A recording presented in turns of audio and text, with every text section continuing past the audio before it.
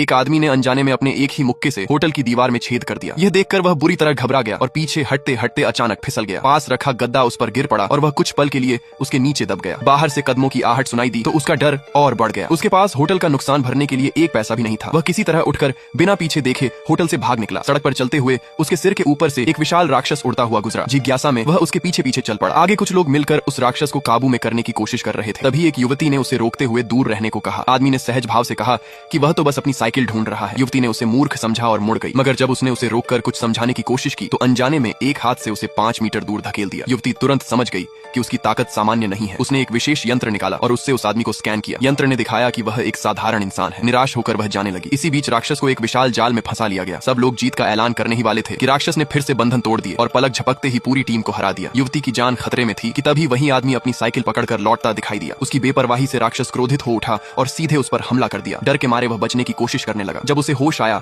तो उसकी साइकिल बुरी तरह टूट चुकी थी। अपनी प्यारी साइकिल को टूटा देखकर उसके भीतर गुस्से की आग भड़क उठी। उसने राक्षस को एक जोरदार लात मारी और वह सीधा आसमान की ऊंचाइयों में जा गिरा। यह दृश्य देखकर युवती स्तब्ध रह गई। वह तुरंत उसे अपने साथ ले गई और फिर से उसी यंत्र से उसकी शक्ति मापने लगी। उसने बताया कि यंत्र में जितने अधिक रंग दिखाई देते हैं, व्यक्ति की शक्ति उतनी अधिक होती है। वहां मौजूद एक अमीर युवक उसे तुच्छ समझते हुए उसका मजाक उड़ाने लगा। अपनी ताकत दिखाने के लिए उसने यंत्र पर हाथ रखा। हरी रोशनी फैल गई और हवा में एक पौराणिक जीव का आकार बनने लगा। आदमी भी उत्सुक होकर आगे बढ़ा और उसने भी हाथ रखा। काफी देर तक कुछ नहीं हुआ तो अमीर युवक जोर जोर से हंसने लगा। तभी अचानक यंत्र से रंग बिरंगी रोशनी फूट पड़ी। इससे पहले कि कोई कुछ समझ पाता, यंत्र उस अपार शक्ति को सह नहीं सका और टुकड़ों में फट गया। वहां मौजूद हर व्यक्ति अवाक रह गया।